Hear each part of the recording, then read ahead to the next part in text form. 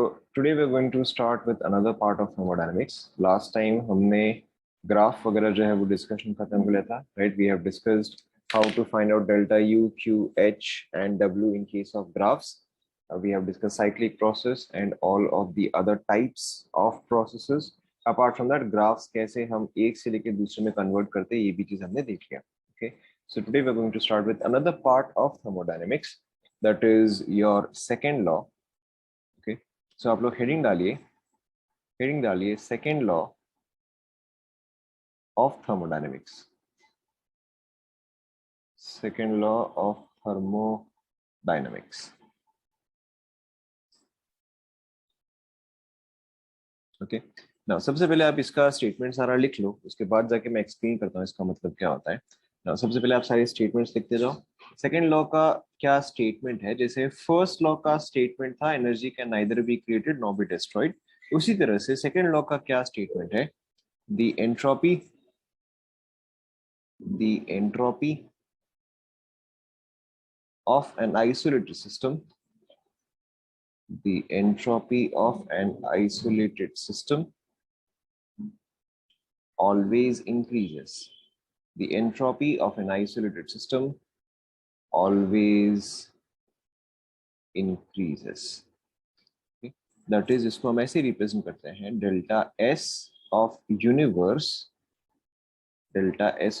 is always greater than or equal to 0. Delta S universe, the entropy of an isolated system always increases.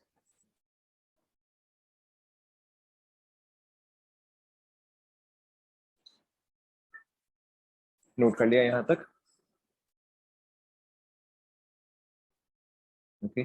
Second statement देखो, बता रहा हूँ, I will explain everything, but अभी के लिए आप note करते जाओ. The second statement is also called as the Kelvin delta S universe. Delta S universe.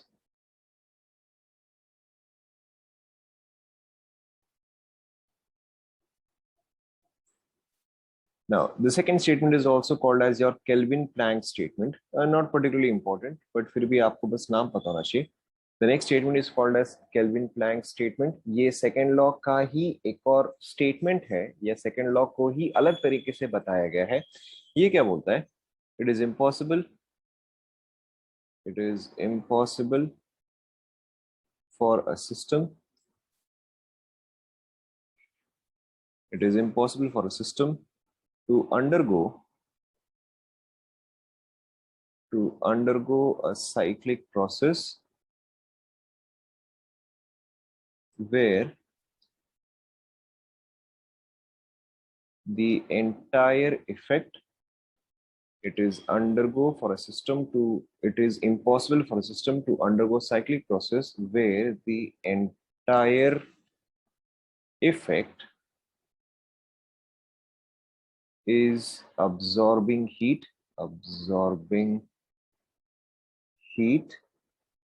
and converting it into equivalent amount of work, converting it into equivalent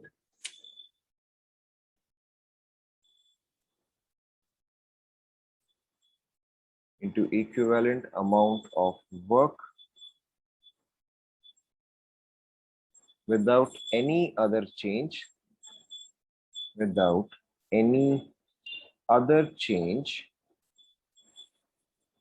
in the universe.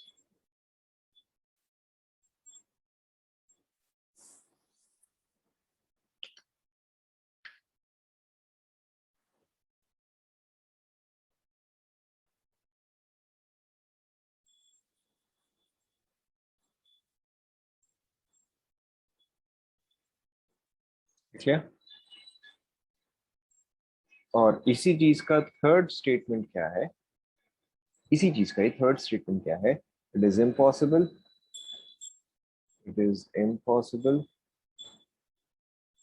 for a system to be 100% efficient and to absorb all energy नहीं, Kelvin Planck statement जो है वो बस second point ही है। Kelvin Planck statement second point ही वहीं पे खत्म होता है। Third statement is a different statement. It is impossible for a system to be 100% efficient and to absorb heat and completely convert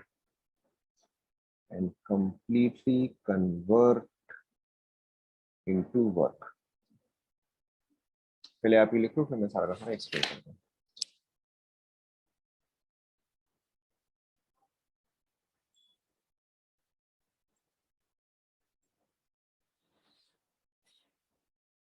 अच्छा चलो, एंट्रोपी का भी डेफिनेशन लिख लो। Okay. Now the next one is not a statement of second law. The next one is just general definition of entropy. Okay. Now very simply entropy, which is given by S, is a measurement of disorder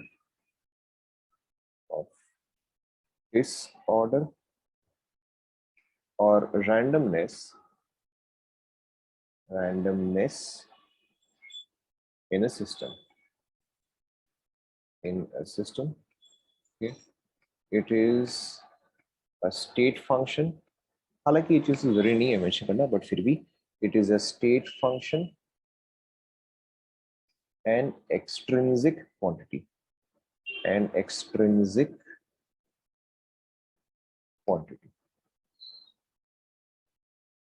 पहले आप यहाँ पे पूरा लिख लो, फिर मैं आपको explain करता हूँ।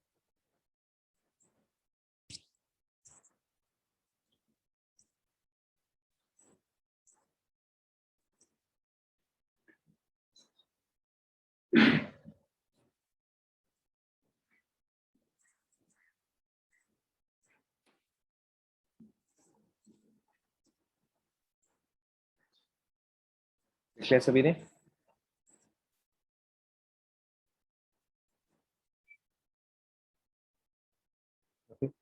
नाउ सबसे पहले before we understand all of this, हमें देखो यहाँ पे क्या समझना पड़ेगा कि अगर कोई भी एक सिस्टम स्टेज ए से स्टेज बी पे जा रहा है या पॉइंट ए से पॉइंट बी पे जा रहा है, तो there are various paths that are available. Okay, अगर कोई भी चीज स्टेज ए से स्टेज बी जा रहा है या स्टेट ए से स्टेट बी जा रहा है, doesn't matter, there are various paths available. Okay, there is, let's say, a path p1, there is, let's say, a path p2, and there is, let's say, a path p3. Okay, now there are various paths available, but वो system actual में कौन सा path लेगा, okay, that is an entirely different story. कहने का मतलब क्या है कि अगर सपोज करो आप ग्राउंड फ्लोर पे हो, ओके, कहने का मतलब क्या, सपोज करो कि आप ग्राउंड फ्लोर पे हो एंड अगर आपको लेट्स से 100 फ्लोर पे जाना है, ओके, अगर आपको लेट्स से 100 फ्लोर पे जाना है, तो देखो इसके क्या क्या पॉसिबिलिटी है। पहली बात, आप ऑब्वियसली लिफ्ट ले लो। Okay, the first possibility is कि आप लिफ्ट ले लो। द सेकंड पॉसिबिलिटी इज कि आप स्टेयर्स ले लो। Okay, and the third possibility कि आप जंप करो एंड सीधा 100 फ्लोर पे पहुंच जाओ, right? Now so these are three paths which are available. Now इसमें से मोस्ट लाइकली पाथ कौन सा होने वाला है, बताओ? Which of this is going to be most likely? Right, obviously the left part is going to be most likely. Okay, and which of this will absolutely never happen? Obviously jump wala part jo hai wo to kabhi bhi nahi hoga. Okay, so this is where we define spontaneous process and non spontaneous process. Okay, यहाँ पे हम define करते हैं spontaneous and non spontaneous. आपको time मिलेगा लिखने का, पहले अभी आप समझ लो। And non spontaneous process, spontaneous process का मतलब होता है कि what will happen by itself. Okay, spontaneous process का मतलब होता है जो चीज की अपने आप हो जाए। नॉन स्पॉन्टेनियस का मतलब क्या होता है कि वो चीज अपने आप नहीं होगा। Okay, will not happen by itself, okay, ये चीज आपको करना पड़ेगा, या ये चीज कोई ना कोई एक्सटर्नल फोर्स जब एक्ट करे तभी जाके ये प्रोसेस हो पाएगा। Non-spontaneous does not mean impossible. It simply means there is a very less chance of happening by itself. कोई और बाहर से एक्सटर्नल फोर्स जो है उस चीज को करेगा। कहने का मतलब क्या हुआ, लेट्स से, ओके, कहने का मतलब क्या हुआ कि let's say I have a copy that is on the floor, okay, or a copy that is on the table versus a copy that is being held by someone. Okay, किसने ये copy को हवा में पकड़ रखा है। Okay, now अब देखो दिस कॉपी कैन, अगर मैं यहाँ से ये एक्सटर्नल फोर्स हटा दूं तो ये कॉपी तो अपने आप नीचे गिर जाएगा, या ये ऑब्जेक्ट जो है वो तो अपने आप नीचे गिरेगा, ऐसा ना? बट क्या ये ऑब्जेक्ट अपने आप ऊपर जाएगा? Okay, can this object by itself fly up? That is not possible. Okay, so this process, the process of this falling down, will happen by itself. And if this will happen by itself, it is called as a spontaneous process. Okay, secondly, this object will not rise by itself. Okay, and since it will not rise by itself, so that process of a copy or an object rising up is a non spontaneous process. Okay, जैसे कि देखो एक और example हम लेते हैं, एक और एग्जांपल अगर हम ले, let's say we have an object x and we have an object y.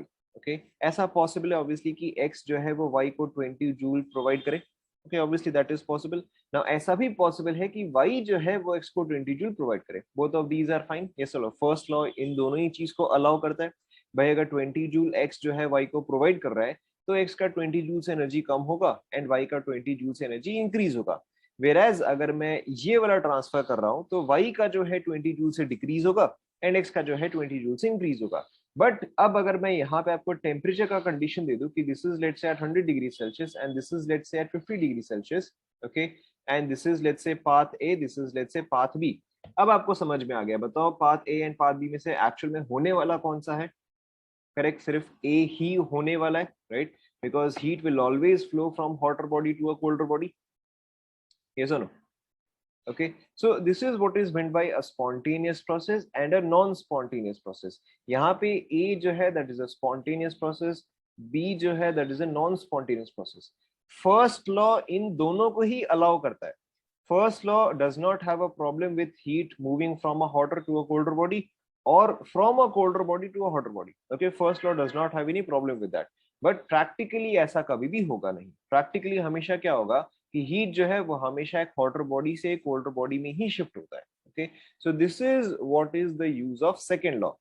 First law अगर मुझे 5 पाथ्स बताता है, ओके, फर्स्ट लॉ अगर बोलता है कि ये और ये पॉसिबल है, तो सेकेंड लॉ मुझे ये बताता है कि जितने भी पॉसिबिलिटीज है उसमें से एक्चुअल में कौन सा पाथ फॉलो होगा. ठीक है, तो सेकेंड लॉ मुझे ये बताएगा कि 3, 4 एंड 5 जो है वो इम्पॉसिबल है, या ये सारे जो है वो नॉन स्पॉन्टेनियस है, तो this will not happen by itself. Only these two are the possible paths that can be taken. क्या ये आप सभी को समझ में आया? हाँ, सेकेंड लॉ ने फर्स्ट लॉ को कॉन्ट्राडिक्ट थोड़ी ना किया, उसने बस उसको फिल्टर किया.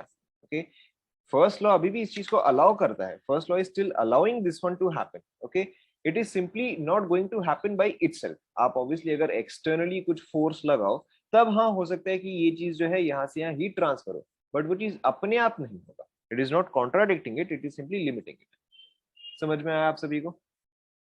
ओके, ऐसा कुछ भी नहीं है, ऐसा कुछ भी नहीं है. सी understand spontaneous and non-spontaneous process or understand first law and second law as let's say winning a lottery. ठीक है, अगर आपकी क्लास में 40 के 40 बच्चे जो है वो लॉटरी की टिकट खरीदते हैं, ठीक है, so is it impossible for everyone to win the lottery? Is it impossible?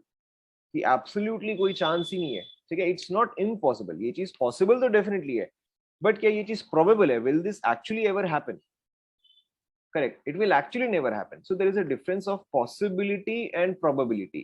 तो फर्स्ट लॉ जो है वो सब कुछ पॉसिबल बताता है, लेकिन सेकंड लॉ जो है वो आपको ये बताता है कि out of all the possibilities what is going to be the probability. ये एक्चुअल में कौन सा इवेंट होने के चांसेस मैक्सिमम है.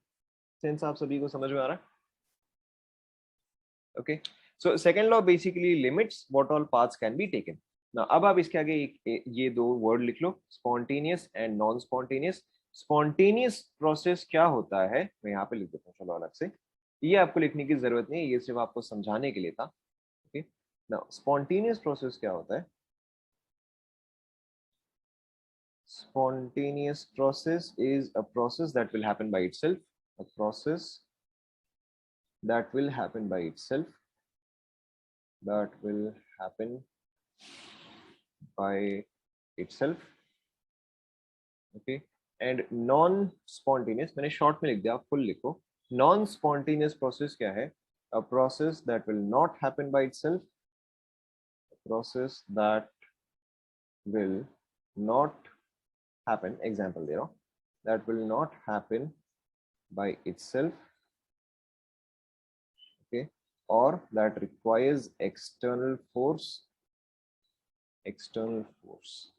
okay, or it requires external force, okay. अब इसका एग्जाम्पल जो है वो आप ये ले लो, example of spontaneous process, okay, मैं तो शॉर्ट में लिख रहा हूँ बट आप ऑब्वियसली फुल लिखो. Example of spontaneous process would be very simply heat transfer, heat transfer from hotter body, from hotter body to colder body,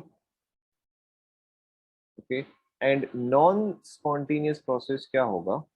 Non spontaneous process would be heat transfer from colder body to hotter. Read कर लो.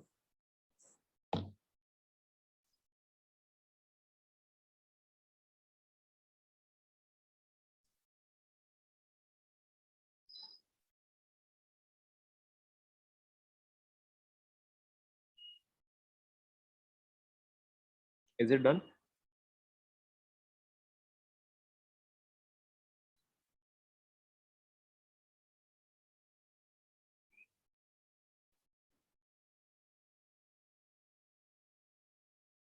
Okay. All right. Now the next part was entropy. Okay. अब देखो entropy का मतलब क्या होता है? Entropy का मतलब simply disorder. Okay. Disorder as it is. कहने का मतलब क्या है? जैसे कि अगर सपोज करो आप लोग असेंबली में खड़े हो, ओके, वर्सेस असेंबली में प्लेग्राउंड में आप लोग हो, वर्सेस अगर आप लोग रिसेस टाइम पे प्लेग्राउंड में हो, okay, obviously in which case the order is greater, assembly और रिसेस? मतलब ठीक है आप लोगों ने 1.5-2 साल से कोई असेंबली नहीं करी होगी, but even then you can understand, right? In an assembly all of you are standing in order and in a line, right? whereas जब आपका ब्रेक टाइम होता है या रिसेस टाइम होता है, in that case there is no order to it, right? So entropy is very simply a measure of disorder. जहां पे disorder ज्यादा वहां पे एंट्रोपी ज्यादा, as simple as that. ठीक है, तो between assembly and recess, in which case will the disorder or entropy be greater? Obviously recess के टाइम पे आपका एंट्रोपी डिसऑर्डर जो है ग्रेटर का, ठीक है. It is exactly what the word is, entropy is a measure of disorder.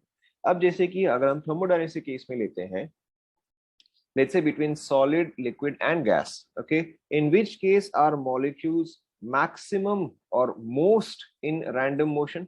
ठीक है, obviously gas के केस में हमारा molecules जो है वो completely random motion में है, whereas solid with the molecules can only vibrate about their mean position.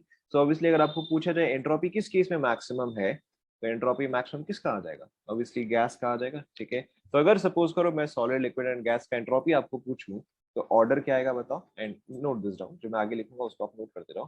तो ऑब्वियसली ऑर्डर क्या आएगा देखो, entropy of solid would be minimum, okay, followed by entropy of liquid and entropy of gas would be maximum. Yes और no? ठीक है, इसका reason क्या होगा?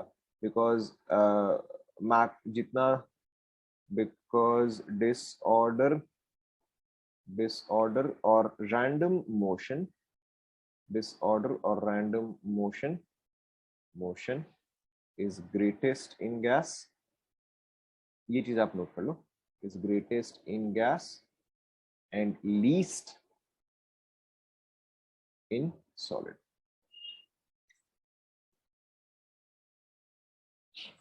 ओके, सो यहाँ पे आपको क्या समझना है? यहाँ पे आपको क्या समझना है कि any spontaneous process, okay, for any spontaneous process the entropy of universe always increases. For any spontaneous process the entropy of universe always increases. यानी कि अगर कोई भी एक प्रोसेस अपने आप हो रहा है तो यूनिवर्स का डिसऑर्डर क्या करेगा बताओ, इंक्रीज या डिक्रीज? करेक्ट. तो आपको यहाँ पे क्या समझना है? Wherever disorder is increasing, okay, wherever disorder in the universe, not just system, universe, okay, that is system plus surrounding का आप हमेशा देखोगे. So wherever the entropy of the universe is increasing, it is always a spontaneous process, okay. Now अब देखो इसके अलावा हम entropy को calculate कैसे करते हैं?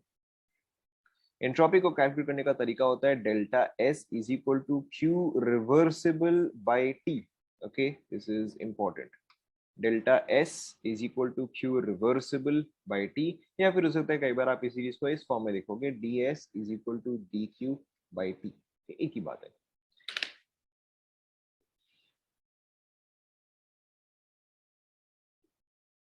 यहां तक नोट कर लिया सभी ने?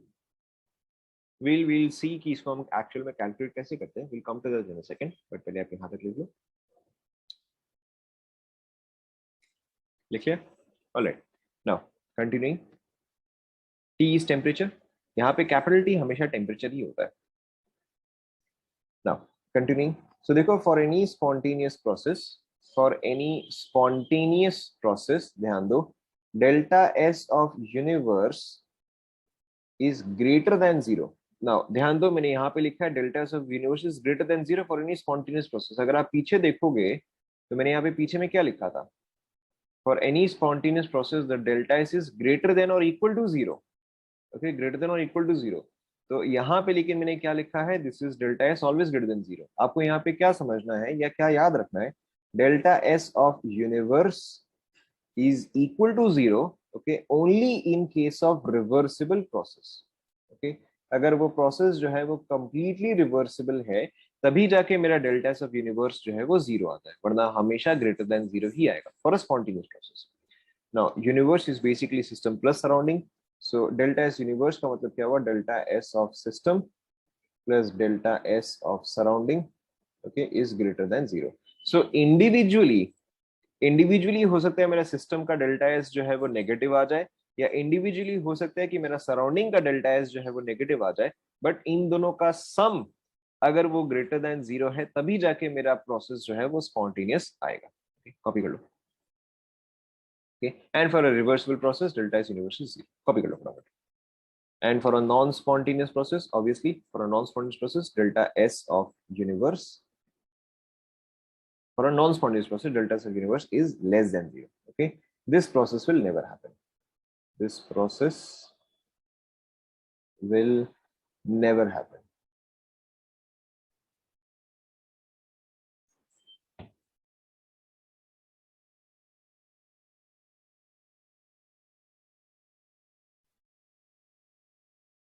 नोट कर लिया?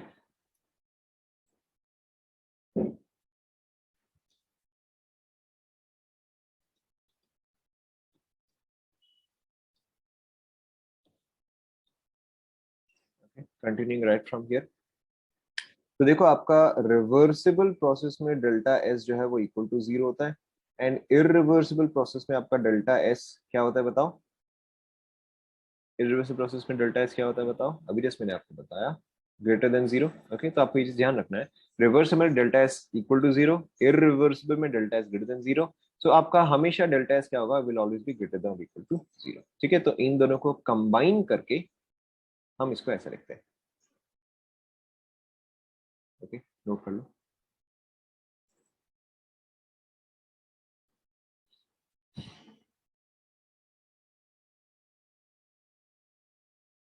नोट कर लिया?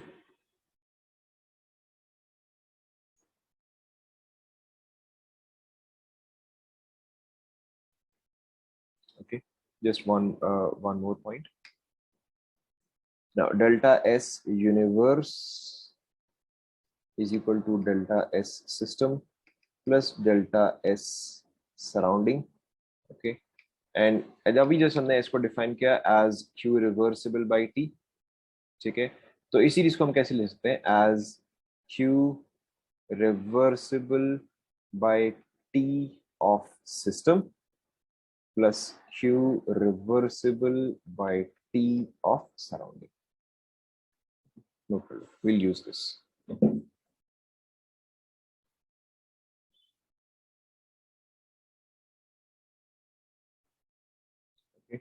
एंड इसके अलावा देखो इसी का एक और पॉइंट है, देखो ध्यान दो। लेट्स से ये जो है सिस्टम है, ओके, लेट्स से ये जो है सिस्टम है और ये जो है सराउंडिंग है। ठीक है, तो अगर सिस्टम के लिए हीट इन, ओके, अगर सिस्टम के लिए हीट इन वाज 10 जूल, तो सराउंडिंग के लिए क्या हो जाएगा बताओ? करेक्ट. अगर सिस्टम के लिए हीट इन वाज 10 जूल तो सराउंडिंग के लिए heat out will become 10 joule, right. Why? Because energy has to be conserve. जो हीट इन हुआ वो सराउंडिंग से एनर्जी आउट हुआ होगा. तो यहीं पर ही देखो हमारा ये चीज क्या आ जाता है, Q reversible of system, okay, by T system minus, ध्यान दो, क्यू रिवर्सिबल, यहाँ पे प्लस था, अब क्योंकि इन दोनों क्यू में साइन क्या हो जाएगा, बस ऑपोजिट हो जाएगा. Q of system is equal to minus Q of surrounding. ये सुनो, यहाँ पे 10 इन हुआ तो यहाँ पे 10 आउट हुआ, तो ये क्या रहेगा, minus Q reversible of system divided by T of surrounding. देखो समझ में आया क्या?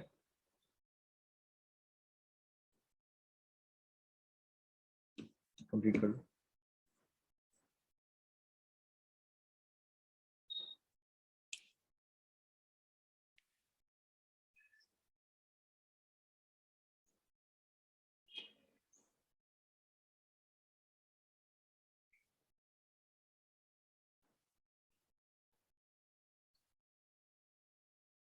Done.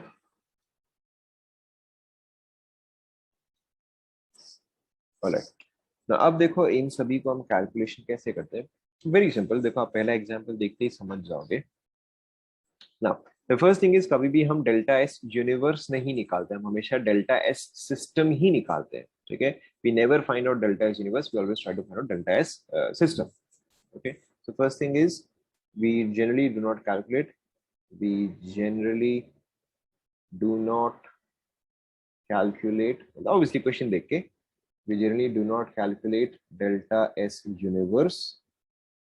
Okay, we generally calculate, we generally calculate delta S system. Okay, typically हम जब भी वैल्यू निकालते हैं हम सिस्टम का निकाल रहे होते हैं, यूनिवर्स का नहीं निकाल रहे होते. बिल्कुल प्रॉफिट. Okay. Now अब देखो this is very very simple. सबसे पहला let's take isothermal process. Let's take isothermal process. Start करें.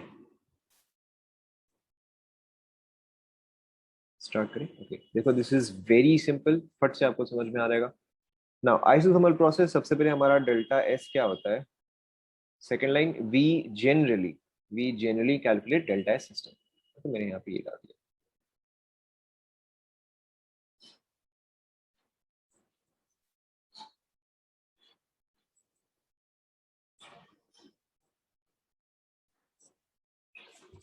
ओके ना देखो यहाँ पे आपको क्या समझना है. Delta S is equal to Q reversible by T. जब भी हम एंट्रोपी कैलकुलेट करेंगे it is always Q reversible by T. ठीक है. तो आइसोथर्मल प्रोसेस में अब आप अपने नोट्स चेक कर सकते हो, नो इश्यू. आइसोथर्मल प्रोसेस में आप याद करो, मेरा डेल्टा बोल रहा हूँ, मेरा क्यू का वैल्यू क्या आ रहा था for an isothermal reversible process. For an isothermal reversible process, my q was equal to nRT ln of v2 by v1. yes or no? Okay तो वेरी सिंपली अब आप इसको लो और यहाँ पे सब्सटीट्यूट कर दो, मेरा काम हो गया. ओके सो देखो ये क्या आ जाएगा, nRT ln of v2 by v1 divided by, यहाँ पे क्या डिवाइड बाई टेम्परेचर है. सो मेरा वैल्यू क्या आ गया, very simply nR ln of v2 by v1. Simple enough. yes or no? ठीक है. देखो ये तो झट से ही हो गया.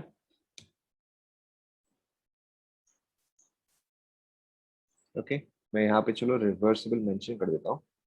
Okay for isothermal reversible process मेरा डेल्टा एस क्या आएगा, और कंप्लीट कर लो इसको यहाँ पे फटाफट.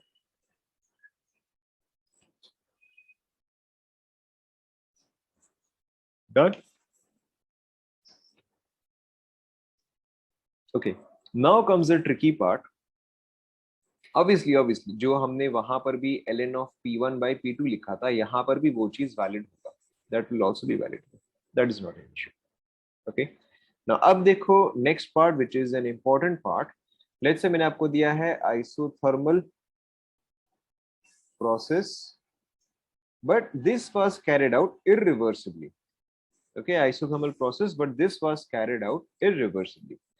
Now again आपको यहाँ पे क्या समझना है, delta S is still q reversible by t. okay यहाँ पर देखो मैंने रिवर्सिबल प्रोसेस यूज किया था एंड कोइंसिडेंटली मेरा डेल्टा एस जो है वो भी मेरा क्यू रिवर्सिबल ही था, लेकिन यहाँ पे हालांकि मैं प्रोसेस इरिवर्सिबली कैरी आउट कर रहा हूँ, even then it doesn't matter. Okay, even then it doesn't matter, मेरा डेल्टा एस हमेशा क्यू रिवर्सिबल बाय टी ही रहेगा। ओके, सो अगर आप जब भी डेल्टा एस कैलकुलेट कर रहे हो, we will always assume that the process is carried out reversibly, चाहे वो रिवर्सिबली हुआ हो चाहे वो इरिवर्सिबली नहीं हुआ हो, इट डजंट मैटर। ओके, आप हमेशा क्यू रिवर्सिबल लेके ही चलते हो। सो अगेन क्यू रिवर्सिबल का वैल्यू मेरा क्या आ जाएगा, N R T L N of V two by V one आ जाएगा। Okay, divided by temperature which gives me again nr ln of v2 by v1। ठीक है, so it doesn't matter whether a process was carried out reversibly or irreversibly, delta S हम हमेशा Q reversible लेके ही calculate करते हैं। ठीक है, complete कर लो इसको यहाँ तक।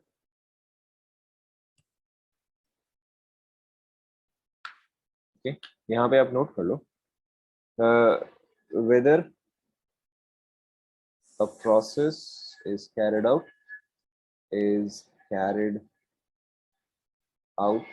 reversibly or irreversibly, delta S is always calculated assuming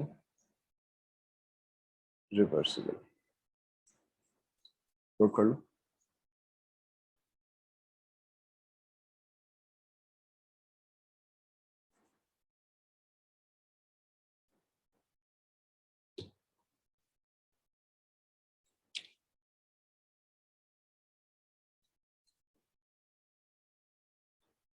note कर लिया? Okay, so this was isothermal process. Second one, let's say we take an isochoric process। Okay, now isochoric process के केस में देखो हम कैसे निकालते हैं, आइसोकोरिक प्रोसेस के केस में देखो हम कैसे निकालते हैं, it's not difficult at all. देखो अगर मैं फर्स्ट लॉ मेरा यूज करूं, okay, if I use first law, तो फर्स्ट लॉ क्या होता है, delta U is equal to Q plus W, and isochoric process में क्या चीज का वैल्यू फिक्स हो जाता है बताओ? करेक्ट, मेरा वर्क का वैल्यू फिक्स हो जाता है at zero, so my Q is equal to delta U. Okay, Q is equal to delta U, and delta U का क्या फॉर्मूला था बताओ? डेल्टा यू का क्या फॉर्मूला था? Correct, it was N C V D T. ठीक है, देखो हम इस चीज को यूज करेंगे नाउ। अब देखो using my second law, okay, that is delta s is equal to q reversible by t। okay, now here in this case my q is equal to delta u। ठीक है, in this particular case, in the isochoric case मेरा q क्या है, equal to delta u आ रहा है, so I can write ds is equal to dq by t। देखो अब आप समझ गए हो मैं यहाँ पे क्या करने वाला हूँ, so this becomes du by t by in this particular case। obviously हमने पिछले केस में ऐसा नहीं लिखा था, ये हम इस केस में लिख रहे हैं। सो मेरा डी यू क्या है, D S is equal to N C V D T by T. अब आप समझ गए हो, बताओ मुझे यहाँ पे नेक्स्ट स्टेप में क्या करना चाहिए, what should I do in the next step? हाँ, टी कैंसिल कैसे होगा नालायक, ये डी टी है, आप डी एक्स और वन बाई एक्स को कैंसिल आउट करते हो क्या? ओके, यहाँ पे अब हमें क्या करना चाहिए, यहाँ पे अब हमें इंटीग्रेट करना चाहिए। ठीक है, here we should integrate from let's say s1 to s2 and from let's say t1 to t2। Okay, one by X का इंटीग्रल क्या होता है बताओ? वन बाई एक्स का integral correct L N X होता है। ठीक है, तो मैं इस चीज को यहाँ पे कंटिन्यू कर रहा हूँ। ओके, इस चीज को मैं यहाँ पे कंटिन्यू कर रहा हूँ। तो देखो ये मेरा क्या आ जाएगा, ये मेरा आ जाएगा S two minus S one is equal to N C V L N of T two by T one आएगा। देखो चेक करो। ओके, और I can also write it as delta S is equal to N C V L N of T two by T one. Copy करो हाँ।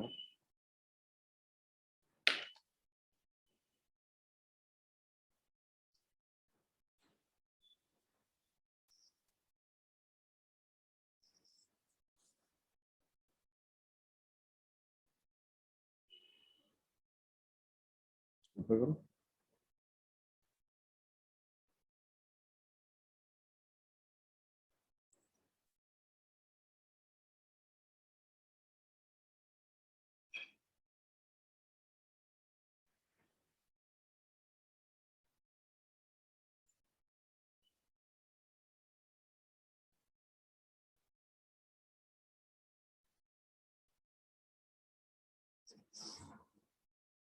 Complete हो गया?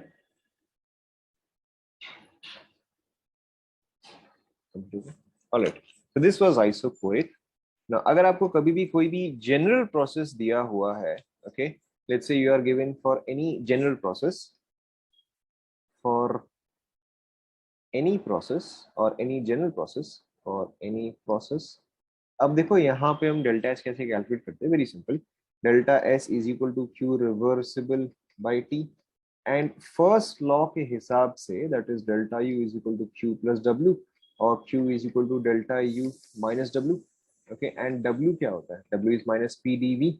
सो मेरा Q क्या आ गया बताओ, यहाँ पे पहले बताओ, यहाँ पे मेरा क्यू का वैल्यू क्या आ गया? क्यू का value is delta U plus P D V. कैसा ना? ओके, सो यहाँ पे देखो मैं इस चीज को कैसे लिख सकता हूँ. I can write this as Q is equal to delta U minus W by temperature, which is equal to delta U plus P D V by temperature. And delta U को हम क्या लिख सकते हैं बताओ? We can write this as N C V D T, right. So ये देखो मेरा क्या एक्सप्रेशन आ जाएगा, N C V D T plus P D V entire divide by, पहले आप यहाँ पे कॉपी कर लो.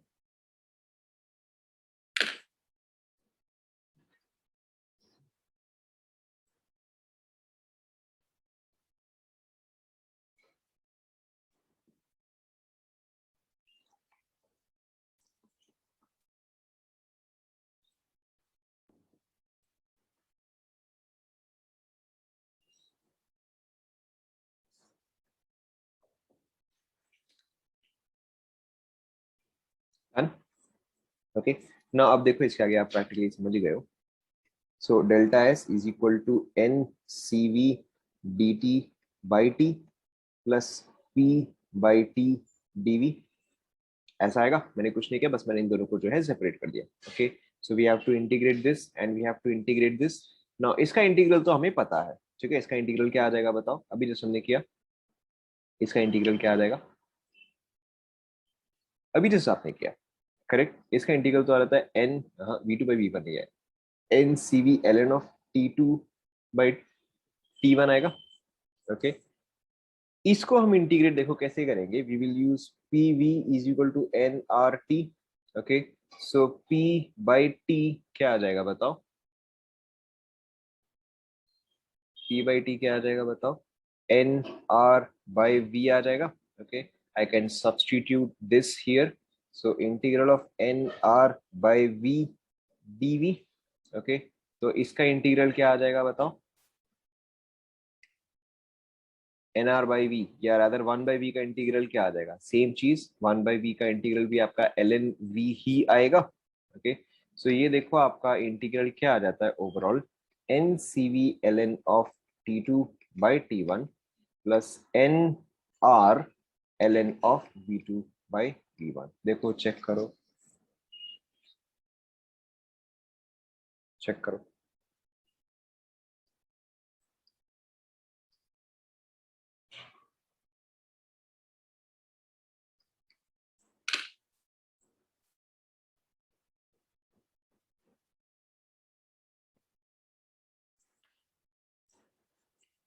ओके, हम चाहे तो इसको जो है पुराने दो फॉर्मूले में भी फिट कर सकते हैं. Just now we found out the value for isochoric and isothermal. हम देखो इसको यहाँ पर फिट कर सकते हैं. Let's first try to fit it for isochoric. Okay, now isochoric में मेरा क्या कंडीशन था कि मेरा volume was constant. Okay, isochoric में the volume part was constant, तो यानी कि term A term B. If volume is constant, आराम से सोच के बोलो, कोई जल्दी नहीं है, which term will become zero? Obviously मेरा बी टर्म जो है वो जीरो हो जाएगा. ठीक है, why? Because v2 will become equal to v1. Okay, and ln of 1 is zero, या log ऑफ 1 जो है वो तो जीरो होता है. सो मेरा ये वाला टर्म जो है जीरो हो जाएगा for an isochoric process. So for an isochoric process I should get delta S is equal to N C V ln of t2 by t1 for an isochoric process. अब अगर मैं चेक करूं, ओके, तो देखो आइसोकोरिक प्रोसेस में मेरा क्या आया था? NCV ln of t2 by t1. ठीक है, now if you go back again and check for isothermal process, okay, isothermal process में मेरा कौन सा टर्म जीरो हो जाएगा? ऑब्वियसली मेरा ए वाला टर्म 0 हो जाएगा. So for an isothermal process I should get NR ln of V2 by V1. If I go back and check, okay देखो NR ln V2 by V1. Is that clear? ठीक है, तो आप ये फॉर्मूला को जो है उसको आप ध्यान में रखो and you can use this for absolutely any process, चाहे वो आपका आइसोथर्मल हो, आइसोफोरिक हो, आइसोबेरिक हो या any other process. Is that clear? For isobaric as well. ठीक है, for any process, absolutely any process. Is it clear? यही फॉर्मूला हुआ ना, अगर आइसोबेरिक भी हुआ तभी भी आपको यही फॉर्मूला देगा. आइसोबेरिक तो आपका हमेशा इरिवर्सिबल होता है. ठीक है, तो उसको जब भी आप कैलकुलेट करोगे तो उसको आप इस तरह से ही कैलकुलेट करोगे. Isobaric is always irreversible. So for that we will calculate using these values. Complete हुआ क्या? Okay, now the next important thing that we have to discuss here, adia discuss करेंगे, will come to that, don't worry. Okay, adiabatic polytropic के लिए भी आपके पास अगर T1 and T2 वगैरह value होगा तो आप उसको यहाँ पे सब्स्टिट्यूट कर सकते हो. ठीक है, for an adiabatic also you can simply substitute right here. जो भी आपके पास P1 V1 T1 होगा एंड P2 V2 T2 होगा, simply substitute here and you will get your values. Okay, now next चीज देखो, आपको क्या एक इंपॉर्टेंट चीज समझना है. देखो ध्यान दो, अगर आपका सिस्टम जो है ओके वो स्टेट ए से स्टेट बी में जा रहा है. Okay, let's say that there are two paths which are possible. Let's say that the path 1 is a reversible path. This is path A and path, चलो इसको ए नहीं बोलते, इसको चलो हम एक्स बोल देते हैं. Okay, and the other path is an irreversible path. Okay, हाँ यस, ये आपको लिखना है, ये आपको लिखना है. Okay, let's say our system is presently at state A. State A से वो स्टेट बी में जा रहा है. There are two paths available. First is a reversible path, second is an irreversible path. Okay, and let's say reversible path में मेरा Q का value जो है, ओके लेट्स से क्यू इन ही हुआ था, आउट भी हो सकता है बट यहाँ पे मैं फॉर एग्जाम्पल इन ले रहा हूँ. लेट्स से यहाँ पे क्यू इन का वैल्यू जो है that was for example 20 joule. Okay, and यहाँ पे लेट्स से अगर मैं इसको इरिवर्सिबल पाथ से लेके जाता तो in that case let's say my q out, or let's say q in, let's say my q in is let's say 32. Okay, now ध्यान दो आप सभी, ध्यान दो आप सभी. अब देखो, अगर सपोज करो कि सिस्टम का टेम्परेचर जो है, सिस्टम का टेम्परेचर जो है that is let's say T1 and surrounding, okay surrounding का टेम्परेचर जो है दैट इज लेट्स से T2.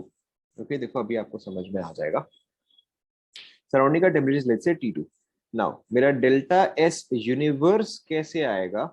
Okay, delta S universe is very simply delta S of system plus delta S of surrounding. Okay, this example is going to be very very important, तो आप सभी ध्यान से सुनो. Okay, delta S system plus delta S surrounding. Okay, now for the system, okay for the system delta s is always equal to q reversible by t.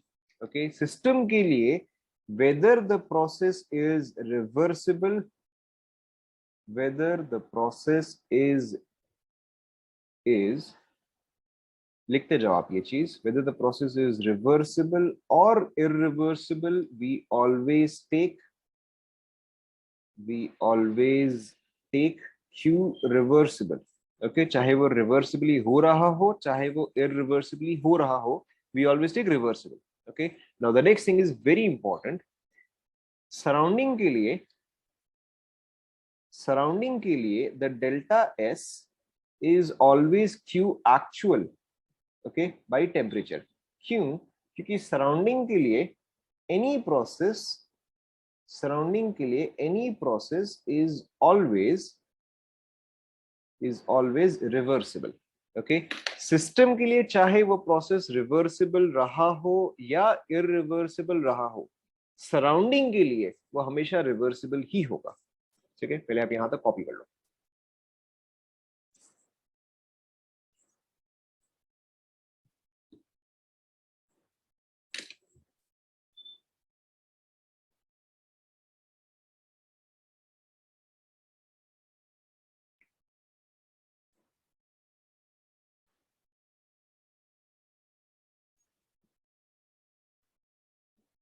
देख लिया, देख लिया। Okay, now this is going to be very important, so आप सभी एकदम ध्यान से सुनो।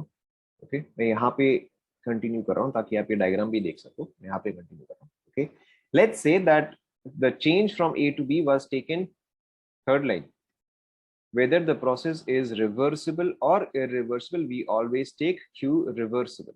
Fourth, surrounding, for surrounding any process is always reversible. Surrounding के लिए any process is always reversible. ठीक है, सिस्टम के लिए रिवर्सिबल इरिवर्सिबल हो सकता है, सराउंडिंग के लिए हमेशा ही वो चीज रिवर्सिबल होता है। ओके, नाउ ध्यान दो, let's say that my change was carried out, let's say my change from A to B was carried out reversibly, okay, or path X was taken, okay, or path X was taken, okay. Now ध्यान दो, आप सभी ध्यान दो, हड़बड़ी मत करो, पहले सुन लो बाद में लिख लेना। ओके, पहले आप सुन लो। Okay, now very simply delta S of universe देखो कैसे आएगा, delta S of system plus delta S of surrounding. ठीक है, ध्यान दो, delta S of system would be Q reversible by temperature. Surrounding के लिए देखो क्या हो रहेगा, this is for system. Okay, surrounding के लिए देखो क्या हो जाएगा, सेम चीज Q reversible which is equal to Q actual.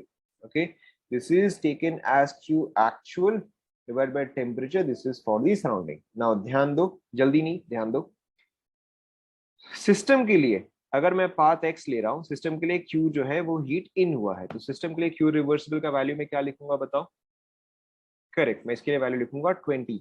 Okay, divided by what is the temperature of the system? Temperature of the system is correct which is T1। Okay, plus surrounding के लिए मेरा Q का value क्या हुआ बताओ? For this process what is the Q for surrounding? Correct, it is going to be -20। Okay, it is going to be -20। ठीक है, and surrounding का टेम्परेचर क्या है? करेक्ट, सराउंडिंग का टेम्परेचर इज T2। सेंस आप सभी को समझ में आया? Okay, so this is when our process was reversible और पाथ एक्स। ठीक है, पहले इसको फटाफट नोट कर लो।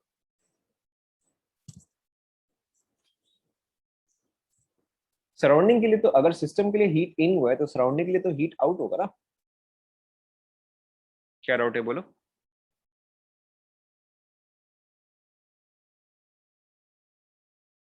आप ये वेट मत करो क्या है वो डाउट, सिंपली आप बोलो क्या डाउट है, रिपीट दिस।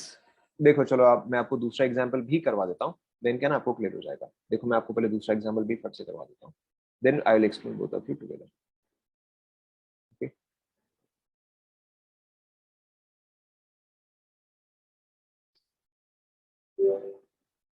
ओके, ना अब देखो next, if the process was carried out irreversibly और पाथ वाई। कॉपी करो फटाफट। अच्छा रुको, अभी आप कॉपी मत करो, पहले आप सुन लो। अभी आप कॉपी मत करो, पहले आप सुन लो। देखो ध्यान दो, पहले आप सुन लो। Now if the process was carried out irreversibly, if the process was carried out irreversibly or path y was taken, again my delta s universe will be equal to delta s of system plus delta s of surrounding। ठीक है, delta S system में कैसे लिखूंगा? Q reversible by T, मैंने यहाँ पे path Y लिया है। Okay, we are going by path Y, delta S system is Q reversible by T of system plus Q actual by T of surrounding. ना देखो, जल्दबाजी नहीं, आराम आराम से आप बताओ। मैंने पाथ वाई लिया है तो सिस्टम के लिए मैं क्यू रिवर्सिबल क्या लूंगा? हाँ, चाहे आपका प्रोसेस रिवर्सिबल हो चाहे इरिवर्सिबल हो, we will always take Q reversible value. ठीक है, तो रिवर्सिबली जब ये प्रोसेस को कैरी आउट किया गया था तब मेरा वैल्यू क्या था? Correct, the value was 20। Okay, so हालांकि यहाँ पे क्यू इन 30 है बट दिस इज इरिवर्सिबल, आप हमेशा रिवर्सिबल वाला ही लोगे, तो यहाँ पे क्या आ जाएगा? यहाँ पे 20 आ जाएगा। सेंस सभी को समझ में आया? Okay, divide by temperature is whatever T1। ठीक है, नाउ सराउंडिंग के लिए every process is reversible, surrounding doesn't care कि भाई सिस्टम के लिए वो रिवर्सिबल था या इरिवर्सिबल था। नाउ सराउंडिंग के लिए मेरा Q actual for this process क्या है बताओ? Correct, it is -30। ठीक है, सराउंडिंग के लिए the Q actual for this process is -30 and इसका टेम्परेचर क्या है? T2। क्या अब आप ये सभी को अब आपको ये पूरा समझ में आया? ठीक है. For the surrounding we always take whatever is the actual value, but for the system we always take whatever is the reversible value. ठीक है. अब आप लोग पहले ये वाला कॉपी कर लो, जब ये कॉपी हो जाए तो बताना, मैं नीचे स्क्रॉल कर दूंगा.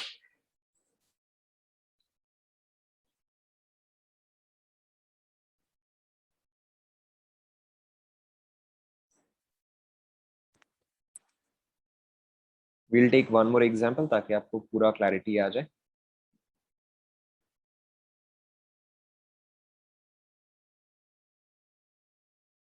ये ऊपर वाला सभी ने लिख लिया?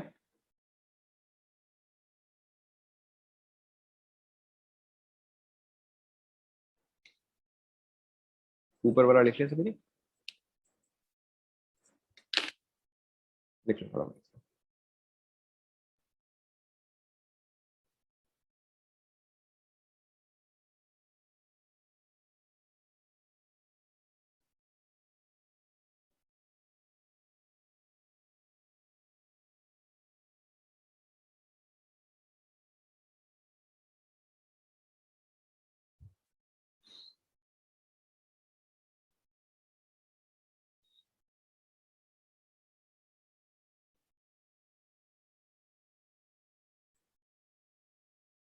रुको, पहले ये वाला, इसके नीचे और कुछ नहीं है.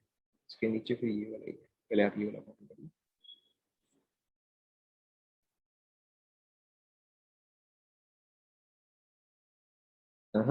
सी delta S is different and Q is different.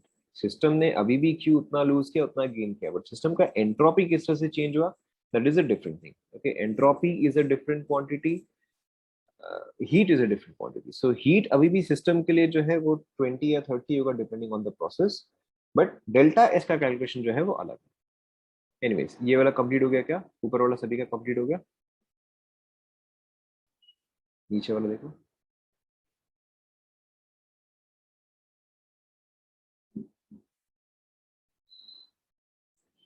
आप इसको ऐसे भी समझ सकते हो कि Q आपका पाथ फंक्शन होता है. Okay, Q is a path function, but S is a state function. State function के केस में उसका चेंज जो है वो हमेशा फिक्स रहेगा, irreversible, sorry, irrespective of the path you take.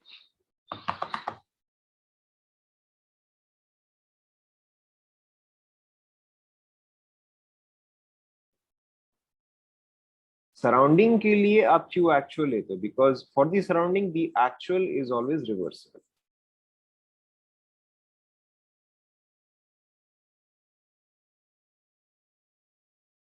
क्योंकि देखो सिस्टम के लिए भले ही ये चीज इरिवर्सिबल हो गया, बट सराउंडिंग के लिए तो ये रिवर्सिबल ही है ना. तो सराउंडिंग के लिए रिवर्सिबल, तो उसने 30 गेन किया.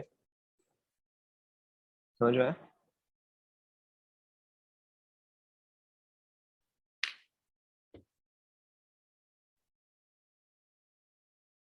सराउंडिंग के लिए देखो, सिस्टम के लिए जो चीज रिवर्सिबल है या इरिवर्सिबल है, सराउंडिंग के लिए वो रिवर्सिबल ही है.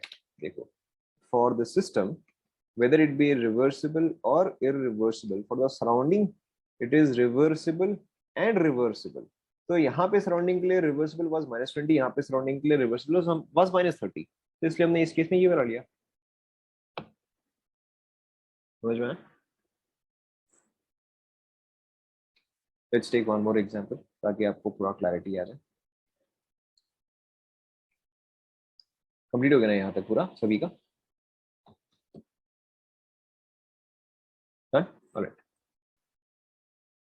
एक और एग्जांपल देखते, देखो आपको क्लियर हो जाएगा. देखो, let's say that a system is going from P, a system is going from P to Q. This is our system. Okay, this is, let's say, path A, that is irreversible. Okay, and यहाँ पे है आपका path B, that is reversible. A में आपको क्या दिया हुआ है? Q, A में आपको क्या दिया हुआ है? Let's say Q was equal to +50. Okay, A में Q was equal to +50 and B में आपका Q was equal to, let's say, कुछ भी हम रैंडम ले सकते हैं, let's say +40. ओके, आपको क्या दिया हुआ है? सिस्टम का टेम्परेचर इज T1, सराउंडिंग का temperature is T2. Okay, find out delta S universe for path A and delta S universe for path B. Try करो एक बार, खुद से ट्राई करो, देखो आपको फिर पूरा क्लियर हो जाएगा.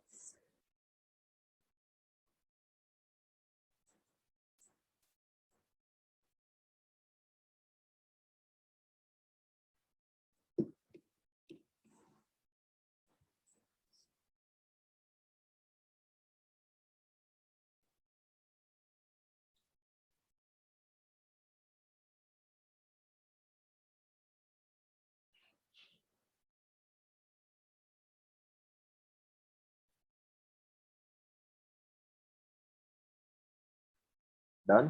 ठीक है, लेट्स वेट फॉर अदर्स.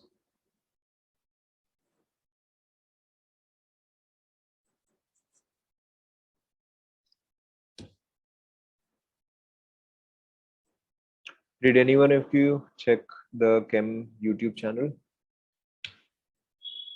देखा? ठीक है. So right now it is not very arranged. Plus मैंने आपके वीडियोस जो है अभी तक अपलोड नहीं किए हैं. It will take me some time. But उसी पे सारा का सारा अपडेट होगा.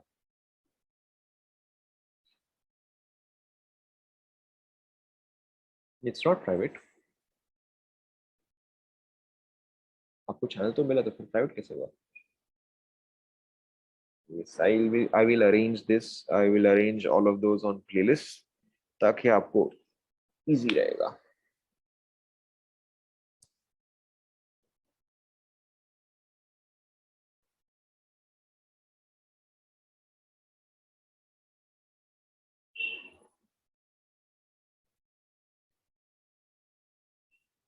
ये क्वेश्चन हो गया क्या?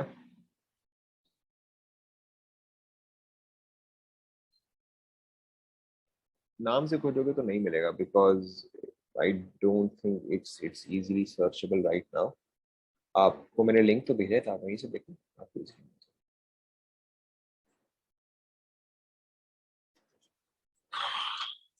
देखो.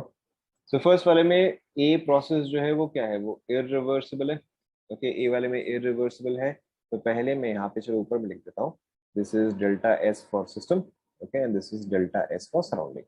राइट नाउ सिस्टम के लिए चाहे मेरा प्रोसेस इरिवर्सिबली किया जाए, even then I will always take the reversible value.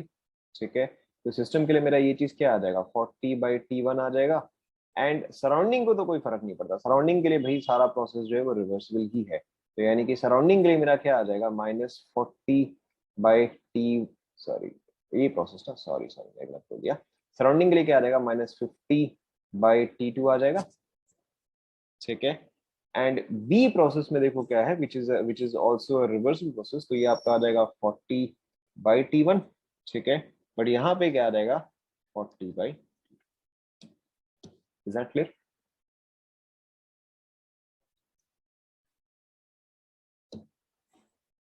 ठीक है, अब आई गेस आप सभी को पूरा समझ में आ गया होगा.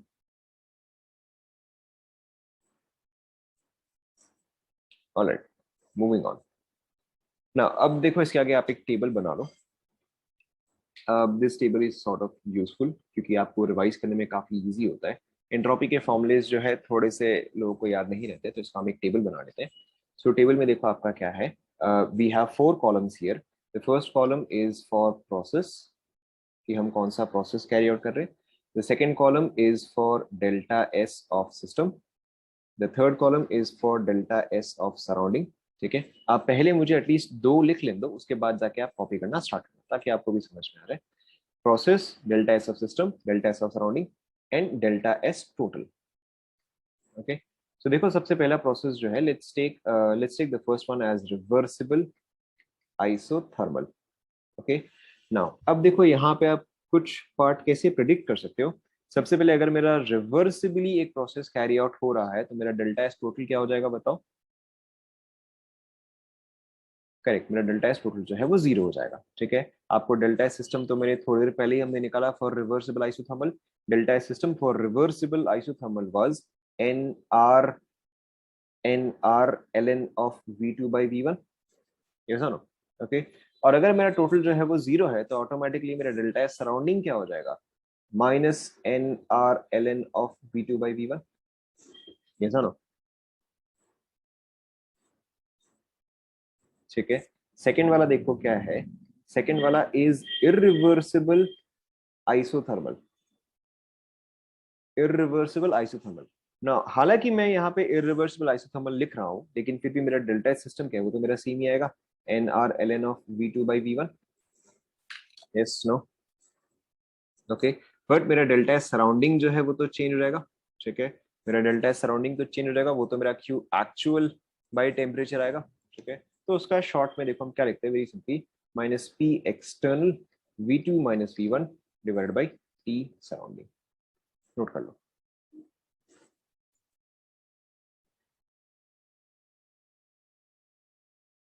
ओके, या इसी का शॉर्ट में आपका आता है work irreversible minus work reversible by temperature. Copy कर लो। Okay, this formula is not particularly important. Okay, don't pay too much attention to this formula.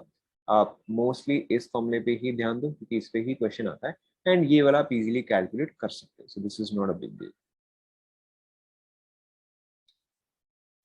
Third वाला रिवर्सिबल एडियाबैटिक।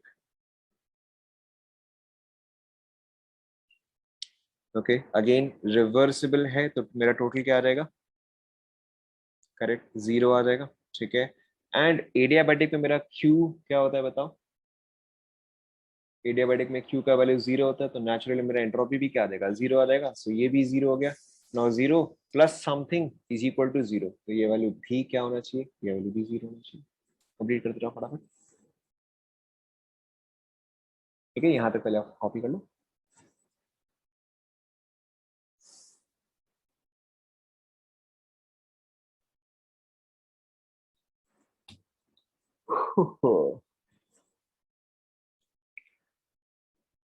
ओके, अरे एडियाबैटिक में क्या होता है, सबसे पहले एडियाबैटिक अगर रिवर्सिबल है तो मेरा टोटल तो वैसे भी जीरो हो जाएगा, और एडियाबैटिक में Q क्या होता है, जीरो होता है।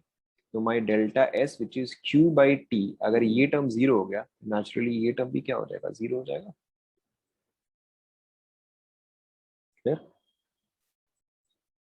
ओके, नाउ अब देखो वो पार्ट आता है जिसमें कि हर कोई गलत करता है। Okay, now the next part is the important part where everybody makes a mistake. Okay, this is your irreversible adiabatic. Okay, now why does everybody make mistake here, क्योंकि देखो अगेन लोग क्या बोलते हैं कि अच्छा ठीक है एडियाबैटिक है, एडियाबैटिक है तो Q क्या हो जाएगा, जीरो हो जाएगा, ठीक है। और Q जीरो होते मेरा delta S which is Q/T, ये भी मेरा क्या हो जाएगा, जीरो हो जाएगा, ठीक है। लेकिन देखो यहाँ पे लोग हमेशा क्या मिस्टेक करते हैं कि अगर एक इरिवर्सिबल प्रोसेस है, ठीक है, अगर एक इरिवर्सिबल प्रोसेस है तो उसका डेल्टा एस क्या आना चाहिए। If there is an irreversible process, the delta S has to be greater than zero. Yes or no? The delta S has to be greater than zero. ठीक है। Now यहाँ पर आपको क्या समझना है, यहाँ पर आपको क्या समझना है कि for an irreversible process, the Q surrounding is zero. ठीक है, the Q surrounding is zero, but Q system is not zero. ठीक है, but Q system is not zero. Q system का आपका वैल्यू क्या आता है, it is actually NCV ln of T2/T1 plus NR ln of V2/T1। Okay, copy कर लो।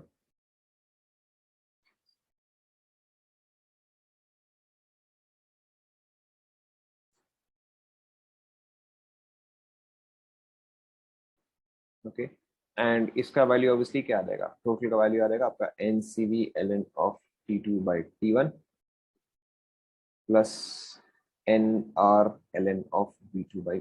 ठीक है, every single person makes a mistake here कि एडियाबैटिक देखते ही वो क्या करते हैं, डेल्टा एस टोटल जो है वो जीरो कर देते हैं, बट वो चीज रिवर्सिबल एडियाबैटिक में ही होता है, इरिवर्सिबल एडियाबैटिक में नहीं होता है। ठीक है, कंप्लीट करो।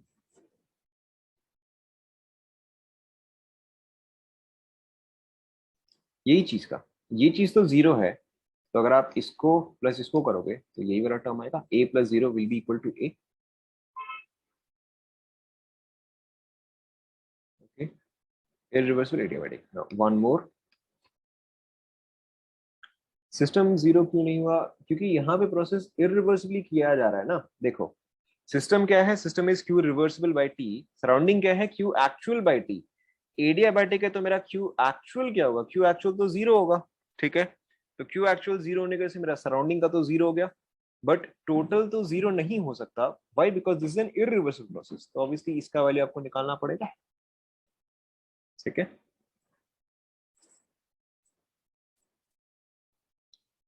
Now the other one is free expansion, also a very important one. Free expansion का मतलब देखो क्या होता है कि मेरा पी एक्सटर्नल जो है वो जीरो है, ओके। फ्री एक्सपेंशन का मतलब होता है पी एक्सटर्नल जो है वो जीरो है। Free expansion is basically expansion against a vacuum, okay. अगर आप वैक्यूम में कोई गैस को छोड़ दोगे तो वो गैस क्या करेगा, वो तो एक्सपैंड करता जाएगा, एंड उसको अपोज करने के लिए भी कुछ नहीं है। So since there is nothing to oppose, this is called as free expansion. Now obviously अगर बाहर में वैक्यूम है तो क्या कोई हीट एक्सचेंज होगा? Is there anything to exchange heat with? Obviously नहीं होगा, ठीक है। तो फ्री एक्सपेंशन में क्या होता है, आपका पी एक्सटर्नल जीरो होता है एंड आपका क्यू भी जीरो होता है, ओके।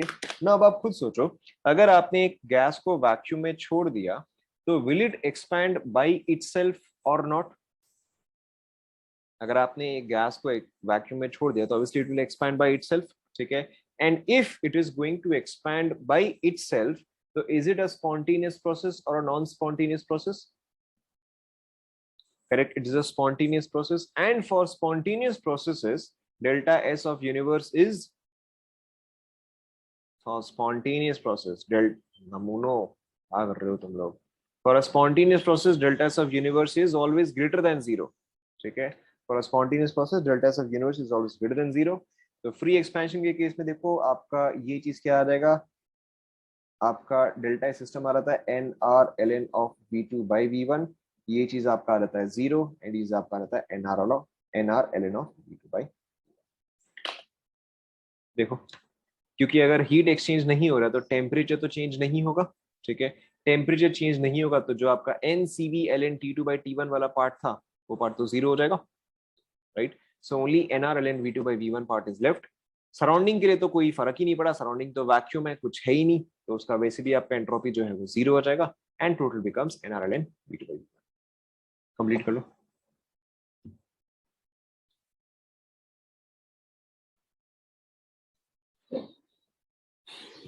कंप्लीट कर लिया, थोड़ा जूम आउट।